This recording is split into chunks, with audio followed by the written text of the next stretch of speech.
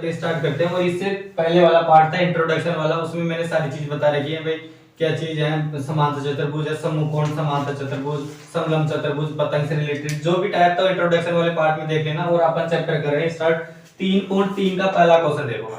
ये कह रहा है एक एबीसीडी एक समांतर चतुर्भुज है। अब बताओ एबीसीडी एक समांतर चतुर्भुज दे रखा है और क्या रखा है, प्रत्येक कथन को परिभाषित या प्रयोग किए गए गुण द्वारा पूरा कीजिए। अब मैंने आपको समांतर चतुर्भुज बताया था, समांतर चतुर्भुज में आपको बताया था भाई इसमें कौन सी भुजाएं बराबर होती हैं, कौन से गुण बराबर होते हैं। मैंने बताया था समांतर चतुर्भुज में सम्मुख भुजाएं बराबर होती हैं, सम्मुख कोण बराबर होते हैं, विकर्ण जो इनके विकर्ण है ये एक दूसरे को समद्विभाजित करते हैं। वो सारी चीज मैंने समांतर चतुर्भुज से रिलेटेड जो फैक्ट बताया था उनको आपको यहाँ पे यूज करना पड़ेगा। क्वेश्चन देखते हैं, पहला क्वेश्चन देखो।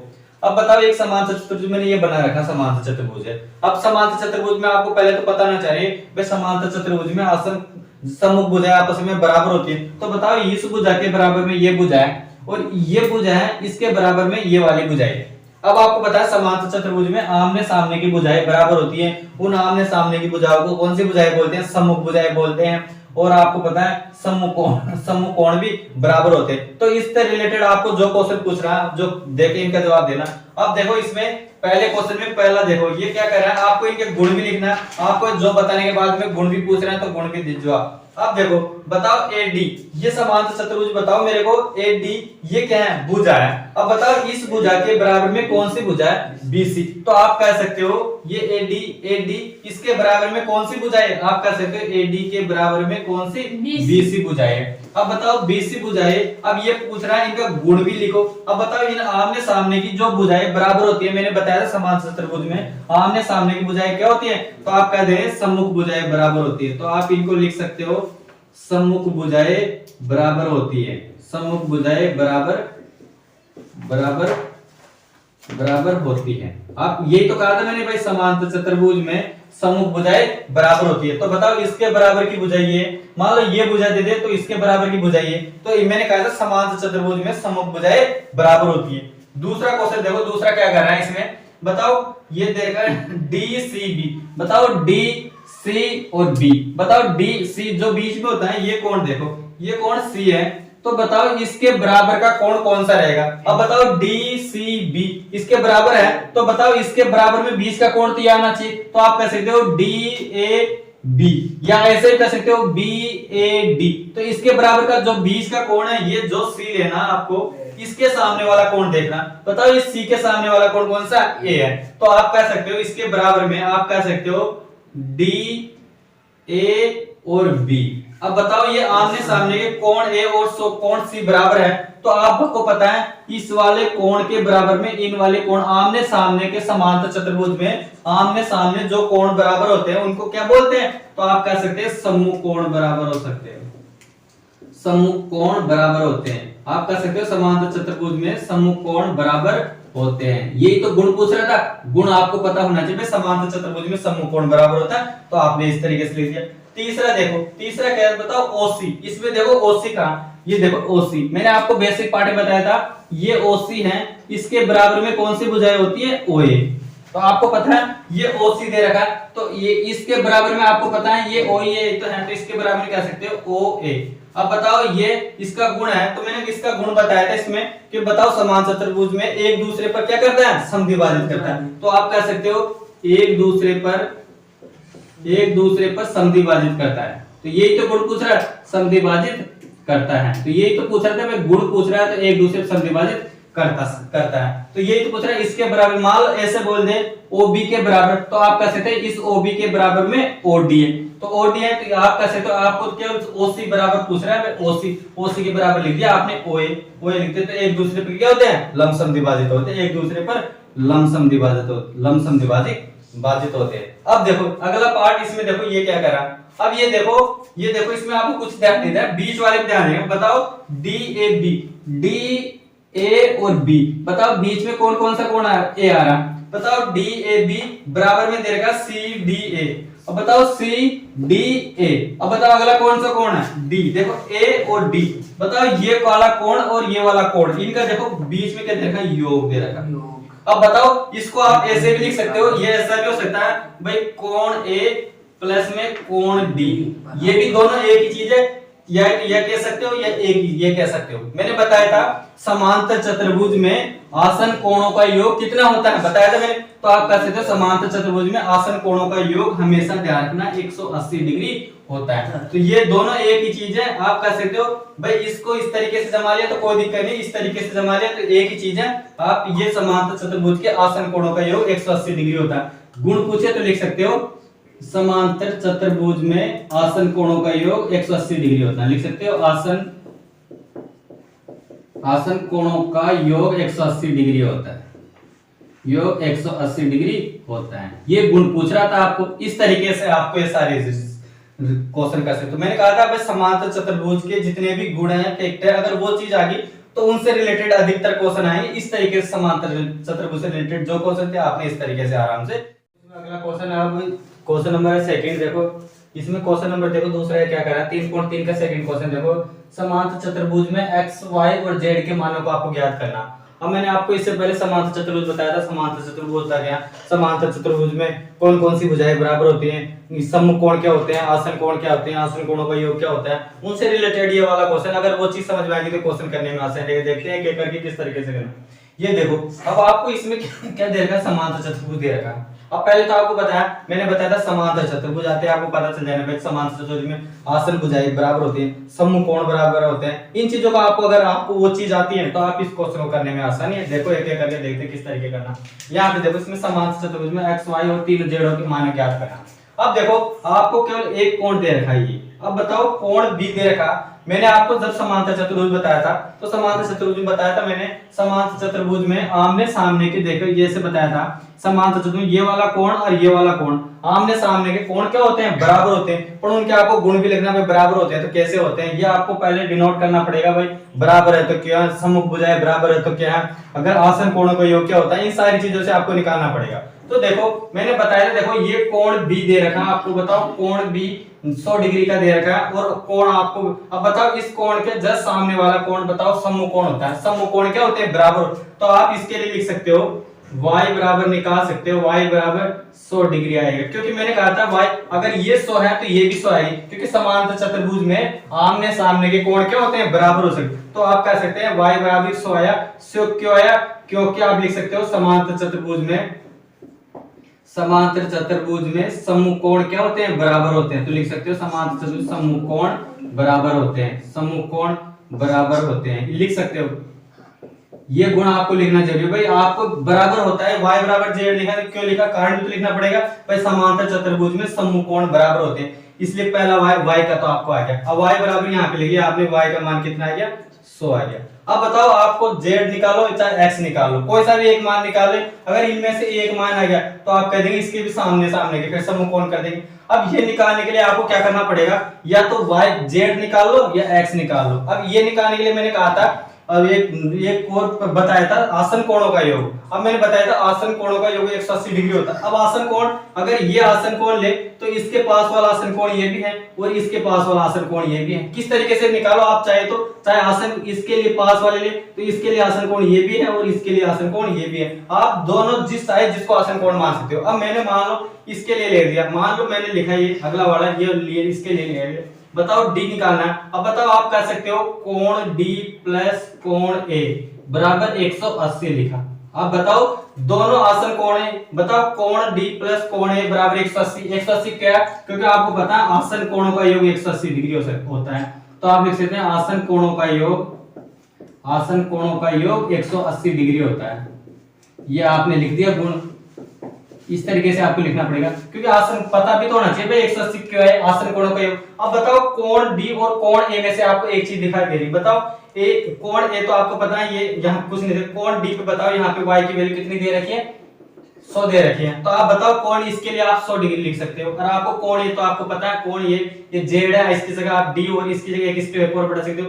बताओ d की जगह तो आप y लिख सकते हो। बताओ d की जगह मैंने y लिख दिया और a कोण ये पे कौन सा कोण है, z बराबर 180। दोनों एक ही चीज है, किस तरीके से करें। अब बताओ y का कोण आपको दे रखा y आपको 100 डिग्री दे रखा है। और जेड आपको ज्ञात करना बराबर में 180 डिग्री। अब आपको पता है जेड निकालना है, तो बताओ ये 100 इधर जाएगा तो माइनस हो जाएगा, तो बताओ 180 में से 100 जाएगा, तो बताओ आपको पता है कितना आया, 80 डिग्री है। तो बताओ किसकी आ गई, जेड की वैल्यू। आपने जेड की बताओ 80 डिग्री आ गई। अब आपके पास x भी आ गया, y भी आ गया, z भी आ गया। अब बताओ y और z आ गया, क्या निकालना है, x निकालना है। अब x निकालने के लिए बताओ आपको पता है z का वैल्यू अगर 80 आ गई तो x भी, क्योंकि समान चतुर्भुज फिर आमने सामने कोण बराबर होते हैं, तो आप कह सकते हो x बराबर भी 100 आया, क्योंकि x बराबर 100 क्या ये कितना है, 80 डिग्री आया, तो आप कह सकते हो x बराबर भी 80 डिग्री आया। क्यों आया, क्योंकि सम इसमें भी क्या होते हैं, समकोण बराबर होते हैं, समकोण बराबर होते हैं, क्योंकि आपको पता है समकोण बराबर होते हैं समांतर चतुर्भुज। तो आप कह सकते हो यहाँ पे बताओ x की वैल्यू भी कितनी आ जाएगी, 80 आ जाएगी इस तरीके से। तो भी लिख सकते हो x बराबर भी 80 आ गया, y बराबर 100 डिग्री आ गया, और z बराबर आपको पता है z बराबर भी कितना आ गया, इस तरीके से आप निकाल सकते। दोनों चीज पूछे, इस तरीके कोण पूछे तो इस तरीके से आराम को निकालना पड़ेगा। पर पहले समांतर चतुर्भुज के बारे में आपको आना चाहिए, पर समांतर चतुर्भुज समांतर समभुजाएं क्या होते हैं, समकोण क्या होता है, इस तरीके से वाला पहला क्वेश्चन था, इस तरीके से कर सकते हो। देखो सेकंड वाला क्वेश्चन ये क्या कह रहा है, इसमें देखो इसमें भी आपको वही है, ये दूसरे के पार्ट है, इसमें 4-5 क्वेश्चन है, एक एक करके देखते हैं। यहाँ पे दूसरा देखो, दूसरा क्या कर रहा है, इसमें भी देखो x y और z की वैल्यू निकालनी है। अब आप कुछ नहीं है, वही समांतर चतुर्भुज है, ये कह रहा है समांतर चतुर्भुज में x y z के मान ले। अब जैसे पहले किया था वैसा का वैसा है। अब बताओ आपको मैंने कहा था एक कोण कोई सा दे तो उसके सामने वाला क्या कोण समकोण बराबर, तो बताओ ये वाला कोण 50 का है, तो बताओ ये वाला कोण भी कितने का आएगा, 50 का आएगा। बताओ इसके सामने वाला, आपको पता है क्यों आया, क्योंकि समकोण क्या होते हैं, बराबर होते हैं। अब आपको क्या करना है, x के y का और z का मान पूछ रहा है, ये तो पूछ रहा नहीं। अब बताओ मैंने कहा था ये पास वाले कोणों का योग आसन कोण होता है। अब आपको पता है आसन कोणों का योग 180 डिग्री होता है, तो बताओ मैं कह सकता हूं, मैं कुछ टाइम के लिए इसको a मान लिया, इसको b c और d मान लिया। अब आपको पता है आसन कोणों का योग, तो आप ये तो आसन कोण चाहे इसके ये ले लो, इसके पास वाले ये ले लो, दोनों एक ही चीज है, आप कोई सा चाहे वो। अब बताओ इसके लिए तो निकालना है, कोई सा भी निकालो। अब मैं आसन कोण मान लो ये वाला और ये ले लेता हूं, कोई सा भी ले लो। मैंने कुछ टाइम के लिए मैंने कोण ले लिया, कोण a प्लस में कोण d बराबर 180 डिग्री लिया। अब बताओ आपको पता है 180 डिग्री क्या है, क्योंकि आसन कोणों का योग 180 डिग्री होता है, क्योंकि आपको पता है आसन कोणों का योग 180 डिग्री होता है। इस तरीके से यहाँ पे आया। अब देखो ए और बताओ इसमें से a में और y में से एक मान देखना, बताओ कोण a बराबर कितना है, 50 डिग्री, और आपको कोण a की जगह क्या है, y तो आपको ज्ञात करना बराबर में 180 डिग्री है। अब बताओ y की वैल्यू निकालनी है, तो 180 में से ये 50 इधर जाएगा तो माइनस का हो जाएगा, तो बताओ ये 50 गया, तो बताओ y की वैल्यू कितनी आ जाएगी, यहाँ पे 130, इस तरीके से निकाल सकते हो। बताओ y की वैल्यू। अब बताओ यहाँ पे ये वैल्यू y की आपको पता है 130 आ गई। अब y की वैल्यू 30 आ गई, तो बताओ इसके जस्ट सामने वाला, अब बताओ वही आमने समांतर चतुर्भुज में आमने सामने वाले कोण समकोण होते हैं, वो बराबर होते हैं। तो बताओ y की वैल्यू है, तो आप बताओ x बराबर लिख सकते हो, तो यहाँ पे लिख सकते हो x बराबर भी 130 आएगा। 130 क्या है, क्योंकि आपको पता है समकोण क्या होते हैं, बराबर होते हैं, तो आप कह सकते हैं समकोण बराबर होते हैं। इस तरीके से आप ये होते हैं, इस तरीके से लिख दिया, तो x का मान भी यहाँ पे बताओ, यहाँ पे कितना आ जाएगा, 130। अब आपको निकालना केवल z निकालना। अब मैंने एक बताओ z निकालने से पहले एक और आपको प्रॉपर्टी बताई थी, रेखीय कोण युग्म। अब बताओ एक देखो, एक रेखा है यहाँ पे, एक रेखा को एक तिर्यक रेखा काट रही है। बताओ एक रेखा को एक तिर्यक रेखा काट रही है। अब मैंने कहा था ऐसी तिर्यक रेखा काटे, ऐसे मान लो ऐसी तिर्यक रेखा काटी, एक कोण दे रखा है और दूसरा कोण निकालने के लिए आपको बताया था रेखीय कोण युग्म प्रॉपर्टी मैंने, दूसरा कोण निकालने के लिए 180 में से माइनस कर देगा, वो कोण आ जाएगा। तो बताओ ये वाला मेरा z निकालना, तो z निकालने के लिए आपको क्या करना है, 180 में से रेखीय कोण युग्म प्रॉपर्टी से 180 में से 50 माइनस कर देना। अब बताओ 180 में से फिर 50 जाएगा, तो बताओ कितना आएगा, 130 डिग्री। तो बताओ z की वैल्यू कितनी है जी, 130। तो आप कह सकते हो बताओ x की वैल्यू तो बताओ 130 आ गई, y की वैल्यू भी 130 आ गई, और बताओ z की वैल्यू कितनी है, 130। तो x y z का मान पूछ रहा था, इस तरीके से आप x y z का मान निकाल सकते हो। ये सेकंड को तीसरा देखो, तीसरा क्या कर रहा है, इसमें दूसरे का थर्ड पार्ट है। इसमें देखो ये क्या कर रहा है, इसमें भी आपको x y z है, पर देखो इस टाइप से देखो समांतर चतुर्भुज किस टाइप से दे रखा है। अब बताओ समांतर चतुर्भुज ही है, आपको दिखाई दे रहा है, ऐसे मत बोले ना, पता है समांतर चतुर्भुज। बताओ इसके सामने वाली भुजा ये बराबर है और इसके सामने वाली भुजा ये। समांतर चतुर्भुज आपको पता है भुजाओं का युग्म क्या होता है, बराबर होता है। समांतर चतुर्भुज में भुजाओं का युग्म क्या होते हैं, बराबर होते हैं। बताओ इस भुजा के ये वाला भुजा बराबर है और इस वाला भुजा का ये वाला भुजा बराबर, ये समांतर चतुर्भुज है। अब देखो समांतर चतुर्भुज में आप में इसमें x y और z का मान निकालना। अब ये निकालने से पहले आपको देखो ये चीज समझना पड़ेगा। यहाँ पे देखो समकोण बढ़ रहा है यहाँ पे। अब बताओ यहाँ पे समकोण है तो आपको पता है समकोण हमेशा 90 डिग्री का होता है। अब देखो यहाँ पे 90 डिग्री मैंने यहाँ लिख लिया, 90 डिग्री लिख लिया, देखो यहाँ से ये 90 है। अब बताओ आपको समकोण है। अब इस टाइम पे देखो यहाँ पे मैंने एक बेसिक बताया था, एक सी समकोण बताया था ऐसे। तो बताओ आपको बताया था सी समकोण आमने सामने के कोण बराबर होते हैं। सी समकोण में अगर ये 30 का है तो ये भी 30 का, अगर ये 50 का है तो ये भी 50 का। सी समकोण में आमने सामने के कोण क्या होते हैं, बराबर होता है। तो बताओ देखो यहाँ पे भी एक क्रॉस कर रही है एक लाइन, देखो यहाँ पे। तो बताओ ये 90 का है तो इसमें भी क्या आएगा, 90 का आएगा। तो आप x बराबर भी 90 लिख सकते हो। अब आप लिखो x बराबर 90 क्यों आया, आपको पता होना चाहिए x बराबर 90 क्या है, क्योंकि ये क्या है, शीर्ष अभिमुख कोण है। तो आप लिख सकते हो शीर्ष अभिमुख कोण है, शीर्ष अभिमुख कोण है। इस तरीके से आप लगा सकते हो भाई x बराबर 90 आया। ऐसा मत कहिए, आपको पता होना चाहिए भाई यहाँ पे समकोण है। तो समकोण तो आपको सबको पता है, समकोण तो 90 डिग्री का होता है। और इसके जस्ट ये सामने इस समकोण में अतिरिक्त रेखा काट रहे, यहाँ पे आमने सामने के कोण। बताओ ये 90 का तो ये भी 90 का, मान लो ये भी कोण दे देते ये भी निकाल सकते हो। तो आपको इस तरीके से है भाई x बराबर 90 आया, क्योंकि ये शीर्ष समूह कोण है। शीर्ष समूह कोण में आमने सामने के कोण क्या होते हैं, बराबर होता है। इस तरीके से x का मान है। अब देखो आपको, अब बताओ x का मान आपके पास है। अब ये त्रिभुज देखो, कुछ टाइम के लिए इसको मैंने a नाम रख दिया, इसका नाम b रख दिया, यहाँ पे c। अब आपको त्रिभुज दिखाई दे रहा है, देखो ये त्रिभुज दिखाई दे रहा है आपको a b और c। अब देखो इस त्रिभुज में आपको पता है त्रिभुज के तीनों कोणों का योग 180 डिग्री होता है। और त्रिभुज में अगर आपको दो कोण दे तो तीसरा कोण आराम से निकाल सकते हो। अब देखो इस त्रिभुज में, अब आपको देखो त्रिभुज में दो कोण दे रखे हैं आपको क्वेश्चन। बताओ एक तो 90 डिग्री आ गया, दूसरा 30 डिग्री आ गया। अब बताओ ये वाला कोण निकाल सकते हो, जैसे त्रिभुज ये ऐसे इस टाइप से दे रखा है, इस टाइप से दे रखा है। बताओ इस यहाँ पे तो ये कोण तो आपको 90 डिग्री दे रखा है और ये वाला 30 डिग्री दिखाई दे रहा है। अब इसको कुछ टाइम मैंने ए बी और सी इस टाइप से, देखो इस टाइप से दिखाई दे रहा है यहाँ पे।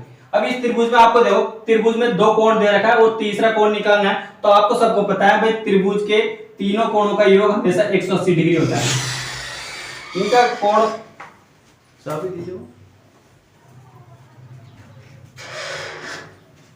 कम हो गई थी संख्या बच्चों की ना।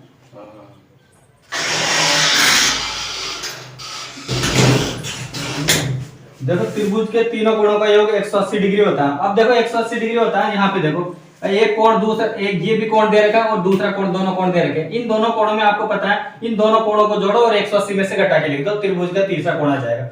आपको ध्यान रखना त्रिभुज में अगर दो कोण दिखाई दे, तीसरा कोण निकालना तो दोनों कोणों को जोड़ दो और दोनों कोणों को जोड़ के तीसरा कोण निकाल सकते हो। जैसे देखो अब बताओ इन दोनों कोणों को जोड़ना है, मैंने को लिखना है त्रिभुज के तीनों कोणों का। आपको पता है कोण ए प्लस में कोण बी प्लस कोण सी बराबर 180, क्योंकि त्रिभुज के तीनों कोणों का योग आपको सबको पता है 180 डिग्री होता है। अब बताओ कोण ए तो आपको दे ही नहीं रखा, ये तो ऐसे कैसे। बताओ बी और सी आपको दे रखा, ये 90 दे रखा और दूसरा 30 दे रखा, बराबर में 180 है।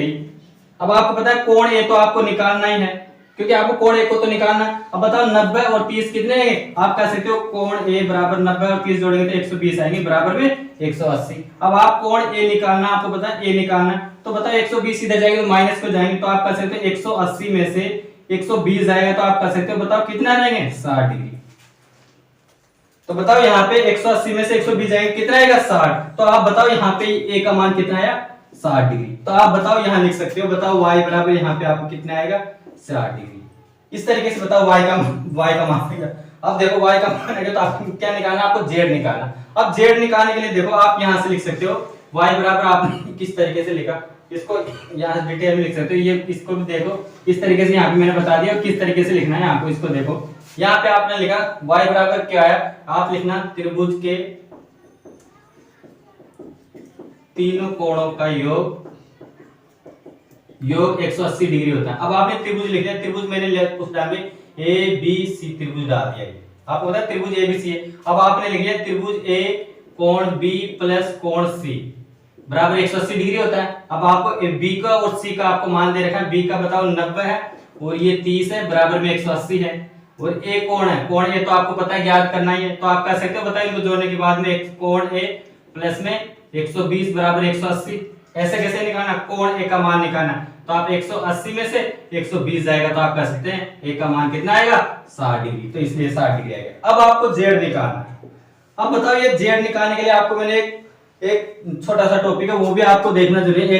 एक अंतर ये देखो इस तरह मान लो दो समांतर रेखा है, दो समांतर रेखा को एक तिर्यक रेखा काटती है, तो यहाँ पे कोण बढ़ रहे हैं। यहाँ पे देखो ये कोण अलग अलग कोण है, यहाँ पे देखो 1 2 3 4 5 6 7 8 इस तरीके से कोण दे रखे आपको। अब देखो संगत कोण एकांतर अंतर, तो यहाँ पे देखो ये वाला कोण है, इसके एक संगत कोण ये रहेगा। तो बताओ इस लाइन के ऊपर वाला कोण और इस लाइन के ऊपर वाला कोण, क्योंकि संगत कोण बोलते हैं, तो आप कह सकते हो कोण 1 बराबर कोण 5 होता है, ये संगत कोण होता है। तो दो कोण 2 और कोण 6 भी संगत कोण है। यहाँ पे देखो एक जेड दिखाई दे रहा है आपको, ये जेड दिखाई दे रहा है। बताओ इस जेड के अंदर वाले आप कह सकते हो इस जेड ऐसा जेड है। अब बताओ इसके अंतर वाले कौन है, इस वाले कोण को एकांतर अंतर कोण बोलते हैं, और इनके जो बाहर वाले कोण बढ़ते हैं इनको एकांतर बाह्य कोण बोलते हैं। तो ये आपको प्रॉपर्टी है, इस तरीके से आपको यहाँ पे जेड की वैल्यू निकालनी है। तो जेड की वैल्यू देखो इस तरीके से है, किस तरीके से है, यहाँ पे देखो जेड बन रहा है, देखो यहाँ पे इस तरीके से जेड दिखाई दे रहा है, देखो यहाँ पे देखो ये जेड दिखाई दे रहा है। अब बताओ जेड में ये कोण और ये कोण आपको पता है जेड में एकांतर अंतर कोण बराबर होते हैं। तो बताओ कोण y आप लिख सकते हो, कोण y ये लिख सकते हो, कोण y बराबर कोण z लिख सकते हो। तो बताओ कोण y बराबर कोण z, क्यों? क्योंकि एकांतर अंतर कोण बराबर होते हैं, लिख सकते हैं एकांतर अंतर कोण बराबर होते हैं, इस तरीके से लिख सकते हैं एकांतर अंतर कोण बराबर से। तो बताओ y और z बराबर है, तो बताओ z की वैल्यू निकाल सकते हो, तो आप कह सकते हो z बराबर भी कितना आएगा 60 डिग्री आएगा। इस तरीके से आप निकाल सकते हो z का। अब बताओ इस तरीके से आपने निकाल लिया x की वैल्यू, देखो x की वैल्यू आपने पहले निकाली थी 90 आई। बताओ y की वैल्यू आपने निकाली थी, y की वैल्यू भी 60 आई थी, और z की वैल्यू कितनी आई थी 60 आई। इस तरीके से मान आराम से निकाल सकते हैं। इंपॉर्टेंट क्वेश्चन है ये, एग्जाम में क्वेश्चन है, इस तरह के क्वेश्चन आते हैं कंफ्यूज करने के लिए, इस तरह के क्वेश्चन को आराम से कर सकते हैं। देखो इसमें चौथा है क्वेश्चन नंबर, ये चौथा पार्ट, इसमें क्या करना है, देखो इसमें भी आपको समान चतुर्भुज, इसमें भी आपको x y और z की मान निकालना। अब आपको पता चल गया भाई समान चतुर्भुज में इतने क्वेश्चन कर लिए, इसमें आपको देख के पता चल गया समूह कोण क्या है, आसन कोण है। अब निकालो डायरेक्ट। बताओ यहाँ पे ये कोण 80 का है, तो कुछ टाइम के लिए मैंने नाम रख दिया a b c और d, ये समान चतुर्भुज का नाम रख दिया। अब आपको पता है समान चतुर्भुज में समूह कोण बराबर होते हैं, तो आप कह सकते हो कोण b बराबर कोण d कह सकते हो। बताओ कोण ये कोण 80 है, तो y का मान बताओ, आपको पता चलेगा 80 क्यों है, क्योंकि आपको पता है समूह कोण क्या होते हैं बराबर। तो आप डायरेक्ट लिख सकते हो y बराबर भी 80 आया। 80 क्यों आया, क्योंकि आपको पता है समूह कोण क्या होते हैं बराबर होते हैं। तो आप कह सकते हो y बराबर भी 80 डिग्री है, समूह कोण बराबर होते हैं, इस तरीके से लिख लेना। अब बताओ y की वैल्यू यहाँ पे आप कह सकते हो y का मान 80, इस तरीके से आपने यहाँ निकाल लिया। अब बताओ, अब आपको पता है ये दोनों कोण आ गए, अब इन दोनों में से या तो ये कोण निकाल लो चाहे ये कोण निकाल लो, कोई से भी। अब वो कोण निकालने के लिए मैंने आपको पहले बताया था आसन कोणों के योग से आपको दूसरा कोण निकालना पड़ेगा। अब आसन कोण, इसके आसन कोण ये भी है और इसके आसन कोण ये भी है। अब किस तरीके आप चाहे जिसको ले सकते हो। मैं आसन कोण कुछ टाइम के लिए इसको लेता हूँ, ये इसको ले लिया मैंने। अब बताओ मैं आसन कोण मैंने कुछ टाइम के लिए लिख दिया, कोण में लिख दिया कोण d प्लस कोण a बराबर 180। अब आपको पता है क्यों आया, क्योंकि आसन कोणों का योग 180 डिग्री होता है। तो आप लिख देते हो आसन कोणों का योग 180 डिग्री होता है, इस तरीके से लिखिए। अब आपको पता है आसन कोण बताओ d के लिए कोण y है और बताओ a के लिए कोण x है, बराबर में 180। अब बताओ इन दोनों में से x की वैल्यू तो आपने निकाल रखी है, x की यहाँ पे y की देखो, y की वैल्यू निकालिए, y की वैल्यू 80 है और x की वैल्यू आपको निकालना है। अब आपको x की वैल्यू निकालनी है, तो बताओ ये 80 है, इधर जाएगा तो माइनस का हो जाएगा, तो आप माइनस को दो, 180 में से 80 जाएगा तो बताओ कितना बचेगा 100 आएगा, 100 बचेगा। तो बताओ x का कितना आ गया 100 डिग्री। तो आपको पता चल गया भाई x का मान कितना आ गया, ये 100 डिग्री आ गया।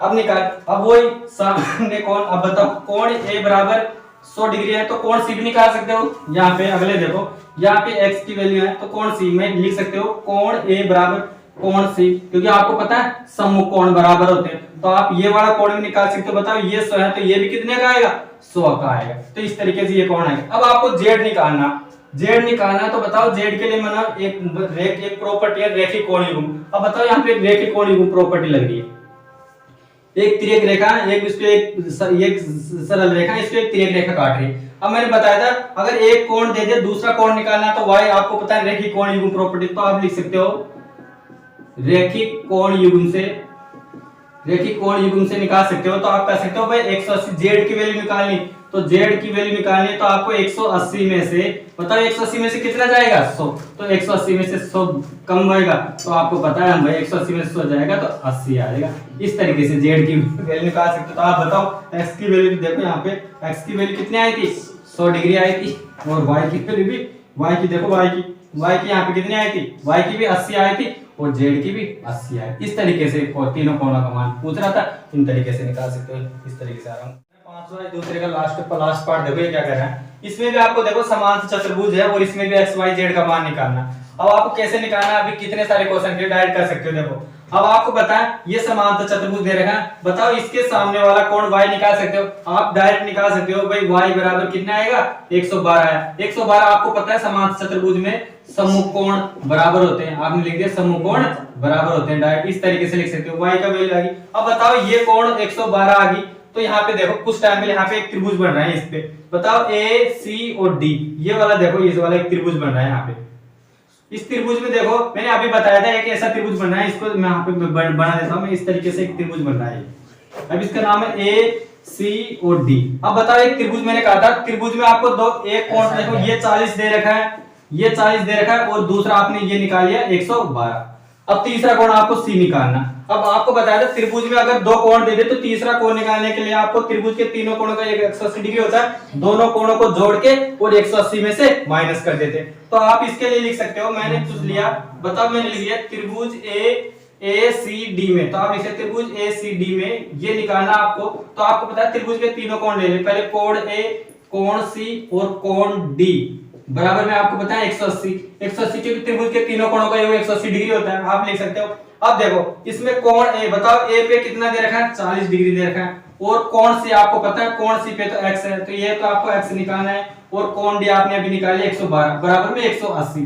अब आपको जोड़ना है, बताओ 40 और 100, यहाँ पे बताओ 40 को और 115 जोड़ेंगे तो बताओ यहाँ पे 100 निकालना है, तो आप कर सकते हो 100 x प्लस 152 बराबर में 180 आया। इस तरीके से निकाल सकते हो। अब x की वैल्यू निकालनी है तो 152 इधर जाके माइनस हो जाएगा, तो x की वैल्यू निकालनी है तो 180 में से 152 माइनस करना है आपको, निकालो बताओ कितना आएंगे 28। इस तरीके से x के मान कितना आएगा 28 डिग्री आएगी। अब आपको पता है x की वैल्यू यहाँ पे देखो, ये वैल्यू आपको x की वैल्यू 28 डिग्री आएगी। अब देखो यहाँ पे एक एकांतर अंतः कोण बन z बन रहा है, अब आपको पता है यहाँ पे z बन रहा है, देखो इस तरीके से यहाँ पे देख ये z बन रहा है, ये जेड ऐसा एक और जेड तरी आकृति बन रही है, यहाँ पे देखो ये वाली और ये वाली जेड। अब बताओ मैंने कहा था एकांतर जेड में अंदर वाले एकांतर अंतःकोण बराबर होते हैं, ये वाला कोण और ये वाला कोण दोनों कोण बराबर होते हैं एकांतर अंतःकोण। अब बताओ यहाँ पे ये कोण 28 है, तो ये वाला मान लो ये कोण आपको 28 दे रखा है क्वेश्चन में, ये 28 है, तो ये भी आपको पता चलेगा जेड की वैल्यू ये जेड है तो ये भी 28 का आएगा, क्योंकि आपको पता चल गया भाई जेड बराबर 28 क्या है, क्योंकि एकांतर अंतःकोण क्या होते हैं बराबर। तो आप डायरेक्ट लिख सकते हो जेड बराबर 28 डिग्री, क्योंकि आपको पता है एकांतर अंतःकोण क्या होते हैं बराबर होते हैं। इस तरीके से आप लिख सकते हो एकांतर अंतःकोण बराबर है। इस तरीके से x y z की वैल्यू निकाल सकते हैं। आपके पास x की तो 28 है, y की आएगी और z की बताओ कितनी है 28 डिग्री। इस तरीके से तीनों क्वेश्चन को आप तीसरा क्वेश्चन देखो क्या कर रहा है, अगला क्वेश्चन है क्या एक चतुर्भुज एबीसीडी आपको समांतर चतुर्भुज हो सकता है। अब आपको देखो एक चतुर्भुज दे रखा है एबीसीडी, आपको क्वेश्चन में गिवन है, देखो ये दे रखा है एबीसीडी एक समांतर चतुर्भुज हो सकता है या नहीं हो सकता। अब पहले मैंने बताया था समांतर चतुर्भुज होने के लिए आपको बताया था भाई सम्मुख भुजाएं बराबर होती है, ऐसा नहीं भाई ये 2 सेंटीमीटर के होते हैं। सम्मुख भुजाएं अगर इक्वल है, सम्मुख भुजाएं इक्वल होना चाहिए, और आपको पता है सम्मुख कोण आमने सामने कोण बराबर होना चाहिए। अगर ये कंडीशन है तो आप कह सकते हैं समांतर चतुर्भुज है, अन्यथा नहीं। तो आपको एक कंडीशन दे रखी है, तीनों तीसरे क्वेश्चन में तीनों कंडीशन है, इनको आपको चेक करना है समांतर चतुर्भुज है या नहीं है। तो बताओ पहला दे रखा है, बताओ कोण डी प्लस में कोण बी बराबर 100। अब बताओ यहाँ पे कोण डी, ये तो कोण डी है, और बताओ कोण बी, बताओ कोण डी प्लस में कोण बी, बताओ कोण डी और कोण बी बराबर 180 डिग्री होता है क्या हमेशा। बताओ सम्मुख कोण मैंने बताया था, अगर आपको आसन कोणों का योग निकालना है तो आसन कोणों का योग बताओ, इसके आसन कोण ये भी है और इसके आसन कोण ये भी है, तो बताओ ये हो सकता है। तो आप इसके लिए कह सकते हैं हो भी सकता है, लेकिन देखो लिख सकते हो सकता है लेकिन हमेशा नहीं, आप कह सकते हो लेकिन हमेशा नहीं, आपने यहाँ हमेशा नहीं, क्योंकि देखो आपको पता है, आपको ये मैंने बताया था आसन कोणों का योग 180 डिग्री होता है। बताओ ये तो अगर इसके सामने वाला ये कोण है, ये तो आसन कोणों का वो थोड़ी होता है। तो आप कह सकते हैं इसके लिए अगर मान लो ये से बोलते कोण डी और कोण ए बराबर 180 तब तो कह सकते थे सही है। पर अभी तो आपको क्या करना है, कोण डी और कोण बी के लिए कहना है तो बताओ सत्य का, तो आप इसके लिए कह सकते हैं ये हो सकता है लेकिन हमेशा नहीं, इसके लिए पूछ रहा था। दूसरा देखो, दूसरा वाला क्वेश्चन क्या करना है, दूसरे वाले के लिए चेक करना आपको इस तरीके से। देखो दूसरे वाले में देखो यहाँ पे आपको देखो ए बी बराबर डीसी, बताओ ए बी बराबर डीसी बुझाए कितना सेंटीमीटर की दे रखी है 8 सेंटीमीटर। तो बताओ यहाँ पे ए बी बराबर डीसी, ये ए बी इसके बराबर में कौन सी भुजा है डीसी। तो बताओ ये 8 है तो ये भी कितनी आएगी 8 है, क्योंकि दोनों भुजा बराबर है तो दोनों की वैल्यू आपको कितनी होगी 8 सेंटीमीटर होगी, क्योंकि आपको समझना है समांतर है या नहीं है। अब देखो इसमें कह रहा है एडी, अब बताओ इसमें से एडी भुजा, एडी आपके पास है, ये एडी कितनी दे रखे हैं 4 सेंटीमीटर। और देखो बीसी, बताओ बीसी कितनी दे रखी है 4.4 सेंटीमीटर। अब मैंने बताओ समांतर चतुर्भुज मैंने बताया था आपको, तब बताया था भाई समांतर चतुर्भुज में भुजाओं का योग मतलब आमने सामने की भुजाएं क्या होती है बराबर होती है। बताओ ये भुजा 8 है तो ये भी तो 8 होना चाहिए, और बताओ ये भुजा 4 है तो ये भी तो 4 होना चाहिए। यहाँ पे देखो 4.4 दे रखी, तो बताओ ये समांतर चतुर्भुज हो सकता है या नहीं हो सकता, नहीं। तो आप इसके ले सकते हो अतः ए बी सी डी एक समांतर चतुर्भुज नहीं है। तो आप लिख सकते हो ए बी सी डी एक समांतर चतुर्भुज नहीं है, इस तरीके से लिख सकते हो, क्योंकि आपको यही तो चेक करना है समांतर चतुर्भुज हो सकता है या नहीं हो सकता। तो आप इसके लिए कह सकते हो समांतर चतुर्भुज नहीं है, क्योंकि आपको पता है आमने सामने की भुजाएं बराबर नहीं है। आप देखो यहाँ पे इस वाली भुजा कहां बराबर दे रखी है, आप कह सकते हो देखो यहाँ पे आपको दे रखे एडी नॉट इक्वल टू कौन सी भुजा बीसी, ये वाली भुजा बराबर नहीं। इस तरीके से आपका समांतर चतुर्भुज नहीं है, क्योंकि आपको पता है समांतर चतुर्भुज आमने सामने की भुजाएं बराबर थी। ऐसे ही तीसरा देखो कोण ए बराबर 70, बताओ ये कोण ए, बताओ ये कोण आपको 70 दे रखा है, और कोण सी, बताओ ये कोण सी 65 डिग्री। अब बताओ ऐसा होता है क्या, मैंने बताया समांतर चतुर्भुज में आमने सामने के कोण बराबर होता है। बताओ यहाँ पे तो 70 है, यहाँ पे 65 है, तो बताओ हो सकता है। तो आप लिख सकते हो कोण ए बराबर नॉट इक्वल टू कोण सी, क्योंकि आपको पता है समांतर चतुर्भुज में समकोण बराबर होता है, जबकि यहाँ पे नहीं है। तो आप लिख सकते हो क्योंकि आपको यहाँ पे समकोण बराबर नहीं है तो आपका समांतर चतुर्भुज नहीं है, तो इसके लिए भी लिखते हैं समांतर चतुर्भुज नहीं है। ये तो चेक करना था आपको इन चीजों में है या नहीं है, तो इस तरीके से आप चेक करते हो। लास्ट तीसरा क्वेश्चन